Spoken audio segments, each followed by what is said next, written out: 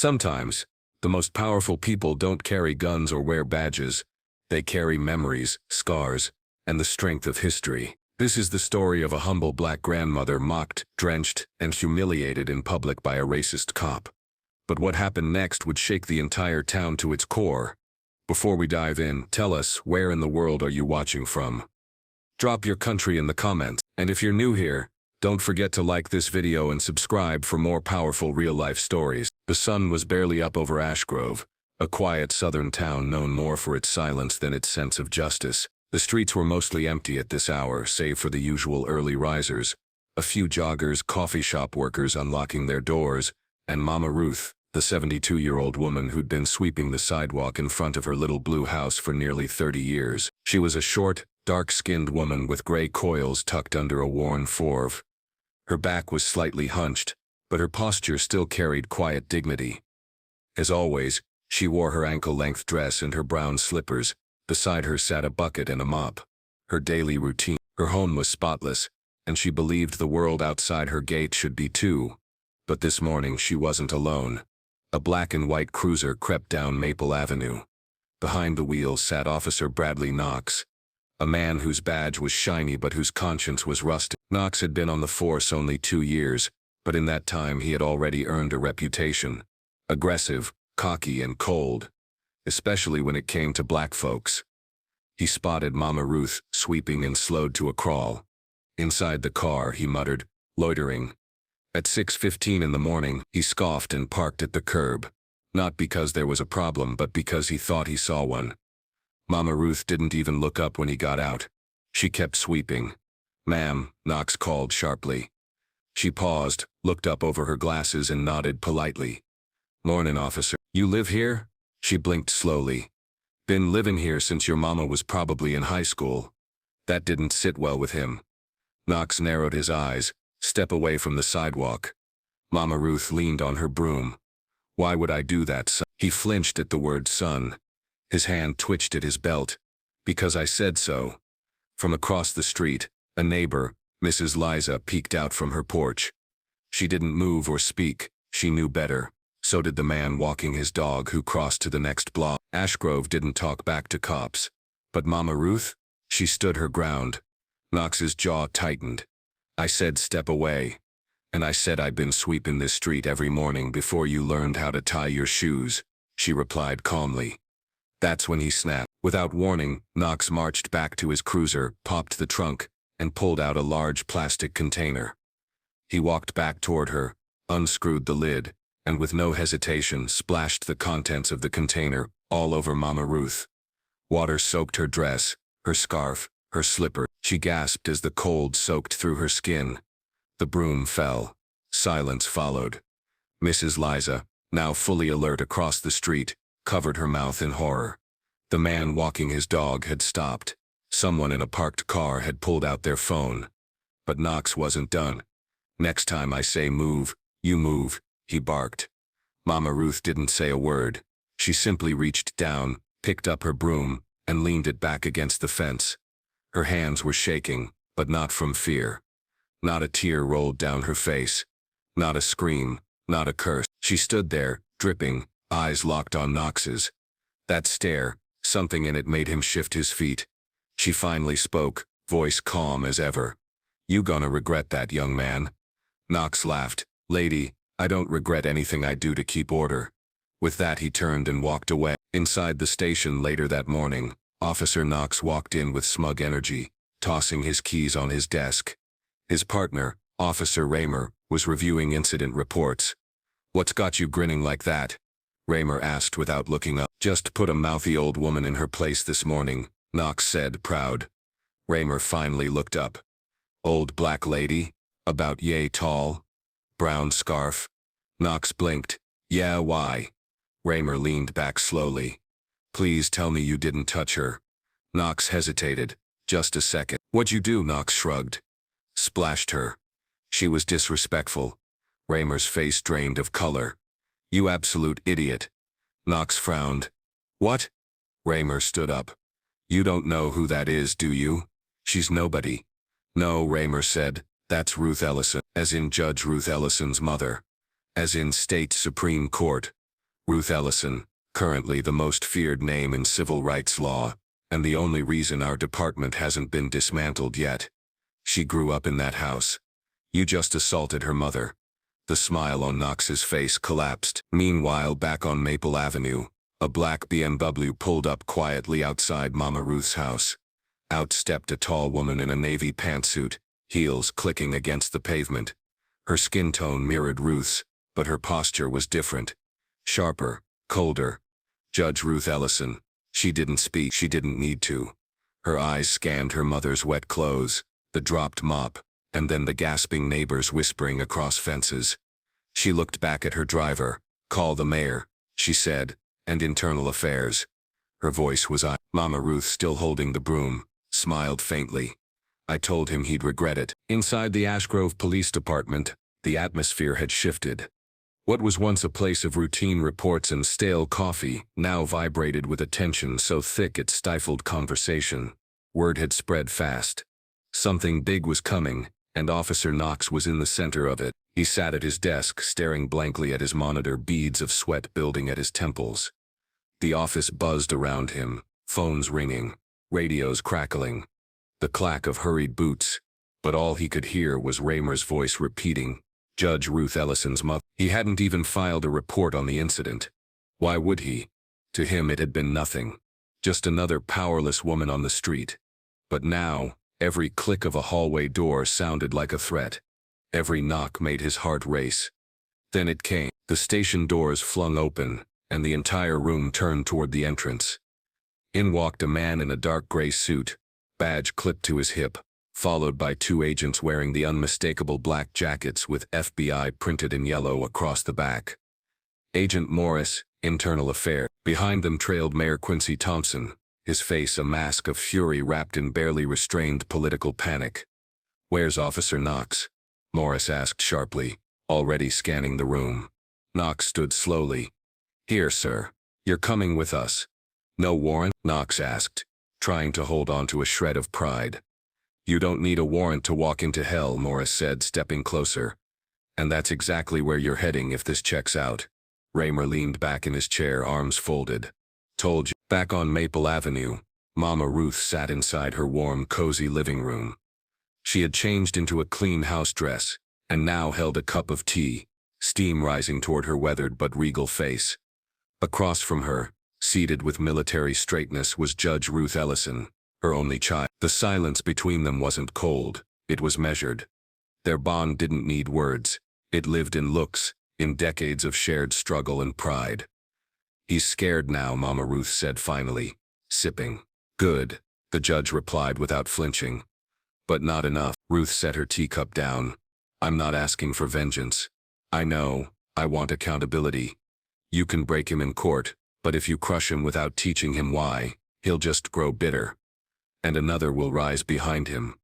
The judge nodded. You want the system shaken, not scorched. I want roots, not ashes. The judge's phone buzzed. She checked it. They've got him. Mama Ruth nodded slowly. Let it begin. Inside a quiet federal interrogation room, Officer Knox sat opposite Agent Morris. No lawyers, no backup, just sweat and silence. You know who you drenched with that water? Morris asked. Knox avoided eye contact. That woman built half the civil rights litigation in this state. The only reason half the protests in the last 10 years didn't turn to riots is because her daughter, your victim's daughter, fought to change laws without burning buildings. I didn't know, Knox muttered. That's the point, Morris snapped. You didn't care to know. You saw an old black woman, and your instincts weren't to serve but to suppress. Knox tried to push back. I thought she was loitering, refusing an order. Morris leaned in. You thought she was a threat, with a broom. Knox had no answer. Morris stood. You've got two options. Walk out in cuffs and face a public trial that'll make national headlines, or face Judge Ruth Ellison behind closed doors in a private review board, and pray she shows you more mercy than you gave her mother. Knox blinked. Private review board. Morris nodded. One-on. She called for it personally. It's legal. She's offering you the chance to explain yourself before the world decides for you. Knox swallowed hard. And if I refuse, then I start dialing CNN, and your name becomes synonymous with disgrace. The next morning, In the courthouse basement, a special hearing room had been arranged, dimly lit, isolated. No jury, just a table, 2 chairs, and a camera in the corner. Knox walked in hesitantly, and there she was, Judge Ruth Ellison, in full black robe, seated like a monument of law and consequence. "You may sit," she said. Knox obeyed. There was silence for a long beat.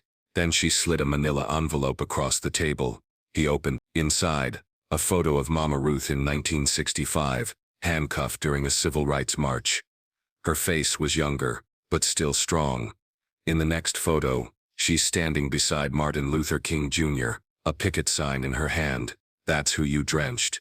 Knox's lips parted slightly. "She was jailed 6 times for fighting for the rights of people like you, Officer Knox. She taught in schools, fed families, organized marches, and you threw water on her like a stray dog."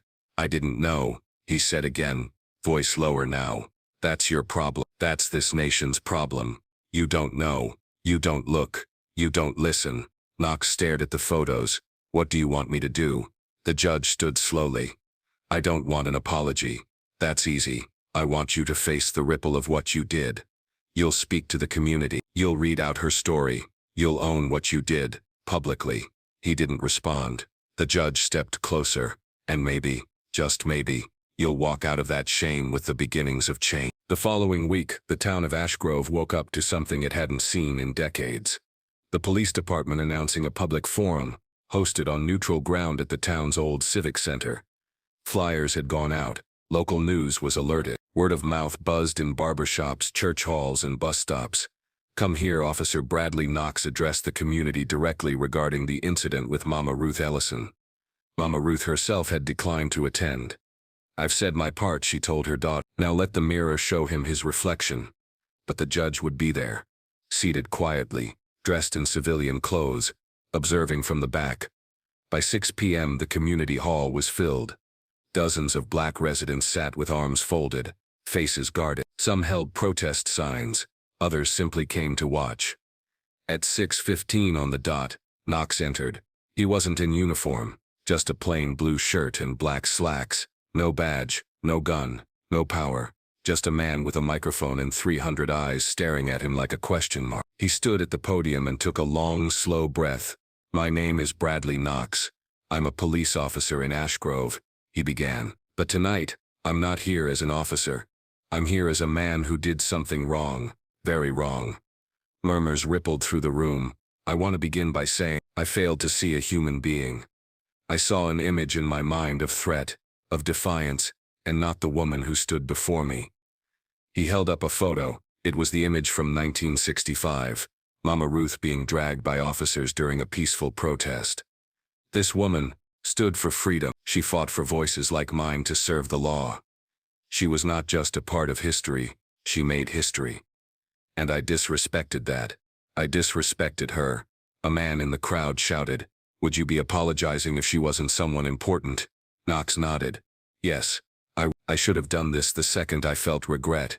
But truthfully, I didn't even realize the depth of what I had done until I saw who she was. That's what racism does. It blinds you. It makes you think your instincts are law. That's not who I want to be anymore." Another voice rang out. "So what now?" Knox stepped back from the podium, looked at the crowd. "Now I listen." He turned and walked off the stage. The moderator came forward, opening the floor. Hands shot up, voices rose, some angry, some tearful, some just tired. But Knox sat in the front row, scribbling every word into a notebook, not interrupting, not defending. For 3 hours he listened to stories of racial profiling, harassment, humiliation, and fear. Names of loved ones, names of the dead, names of the forgotten, all of them echoed in that hall like thunder. By the end of the night, something had shifted. No one clapped, no one hugged him, but no one walked out either. And that in Ashgrove was progress. The next day, local news picked up the story. Ashgrove officer publicly confronts his racism. Water incident sparks community reckoning. Judge Ruth Ellison speaks out. Accountability must be ongoing. The town, once silent on racial issues, was suddenly buzzed. High school teachers began using Mama Ruth's story in their lesson plans. Church groups launched a local history project called Ash Grove Roots. A mural of Mama Ruth began taking shape on the east wall of City Hall. Meanwhile, Knox was transferred off patrol, not fired, reassigned. He was placed in community affairs, a position often mocked as punishment. But for him it was a daily reminder. Every day he had to meet with the very people who once feared him. Every day he walked into rooms where eyes still narrowed at the sight of him. But every day he showed up. He sat through bias training, not once, but 3 times. He requested to help with the mural team. He began interviewing elders in the community and documenting their stories, publishing them in the city's newsletter. And one afternoon, 3 weeks after the forum, he knocked on the blue door of the little house on Maple Avenue. Mama Ruth opened it herself. "I thought you might come," she said. Knox removed his cap. "I don't expect you to forgive me." "Good," she said, "because forgiveness ain't earned in one knock." He nodded. "But, may I sit with you a while?" Mama Ruth stepped aside. "You bring tea?" Knox smiled faintly. "I brought coffee. Black. No sugar." She chuckled. "That's a start." They sat under the tree in her front yard. For the next hour he said nothing, just listened, to her voice, to her memories, to the rhythm of someone who'd survived more than he could fathom. As the sun began to dip below the rooftops, Mama Ruth finally said, "You'll never undo what you did. I know, but you can build something better moving forward." He looked at her. "Do I deserve to?" She paused, then said, "If you work for it like your life depends on it, maybe." Elsewhere in town, change continued rippling. The police chief announced a citizen review board. Officer training was overhauled. Mama Ruth was invited to speak at schools, libraries, even universities. People began to ask questions they never had before. Who were their neighbors? What history lived in their streets? Who were the silent heroes? Ash Grove had not become perfect, but it had become aware. And sometimes, awareness is the first crack in a wall that needs to fall. A month had passed since the day Officer Knox threw cold water on Mama Ruth and unknowingly set fire to the soul of a sleeping town. Ash Grove had been quiet for years, peaceful on the surface, but held together by silence and invisible fences. Now those fences were coming down, one uncomfortable conversation at a time. Mama Ruth became a quiet force in the community. Not loud, not bitter. She walked with her cane to the library every Thursday, hosted reading circles for young girls on Saturdays, and every Sunday after church, she sat beneath her magnolia tree. A small group gathered around her, eager to soak up her stories. She had become a living library, and this time, people were listening. Meanwhile, Judge Ruth Ellison returned to the Capitol to resume her duties, but something had shifted in her as well. She'd grown up watching her mother's strength, but this incident, this insult had exposed a deeper wound. The legal system she believed in still failed people who looked like her. And if she, arguably one of the most powerful black women in the state, couldn't protect her own mother from a uniformed insult, who could? So she started the Ellison Commission for Restorative Police, a statewide task force.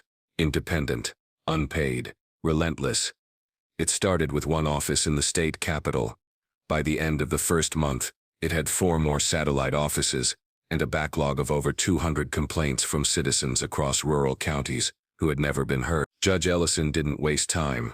The commission began publishing real stories, unjust searches, abusive traffic stops, threats that had been swept under carpeted floors for decades, anonymous testimonies, archived dashcam reviews, patterns of behavior, names that had never made headlines. Ash Grove was just the match.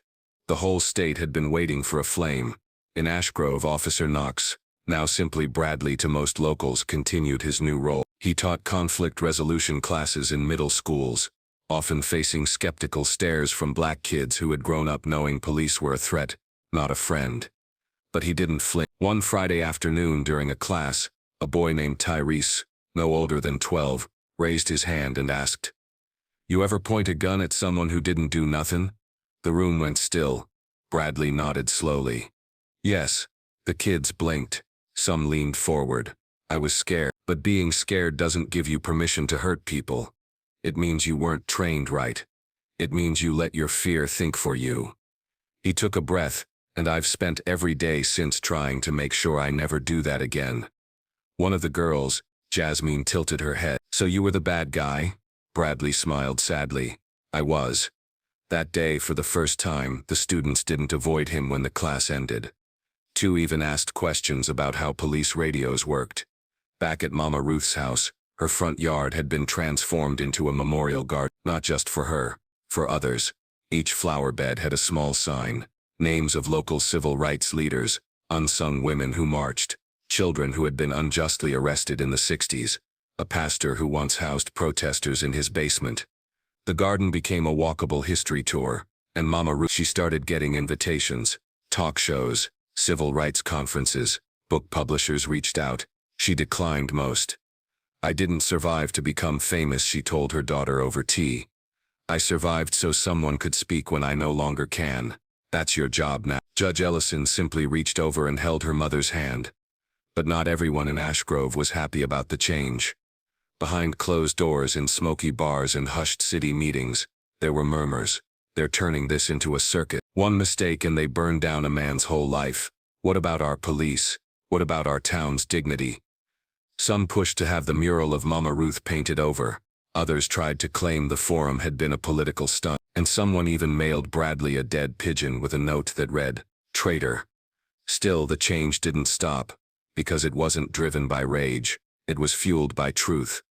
One afternoon, just as the school bell rang and kids flooded out, a patrol car pulled up near the playground. Two officers stepped out, a new recruit and an old veteran.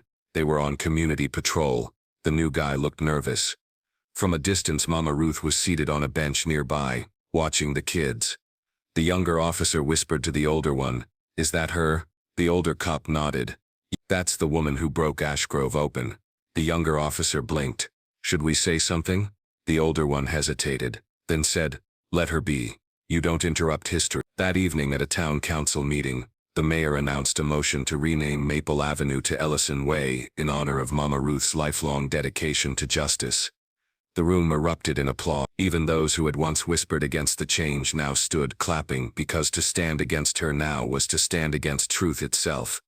And still Officer Bradley Knox walked the community, quiet, humble. One night he passed the mural of Mama Ruth, her face painted 10 feet high, holding her broom like a sword, standing in the rain that once soaked her.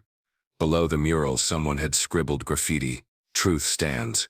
He smiled. For the first time in his life he understood something no academy could have taught him. 3 months later, the town of Ashgrove had become a quiet symbol of what accountability, humility, and healing could look like, if people dared to confront truth head-on. Mama Ruth was back to her routine, waking before sunrise, tending to her now famous garden, stopping by the grocery store where neighbors greeted her with reverent nods and quiet smiles.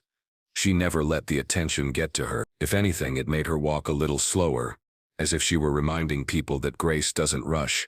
On a warm Saturday afternoon, something unexpected happened. As she placed a small plaque next to a new rose bush in the garden, this one for a former local nurse who treated civil rights marchers, a young woman approached her gate.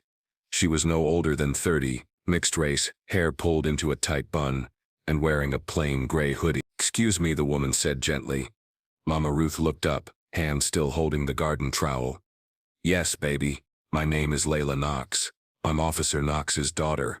Mama Ruth stood slowly, wiping dirt from her hands onto her skirt. Layla took a breath. I wanted to thank you."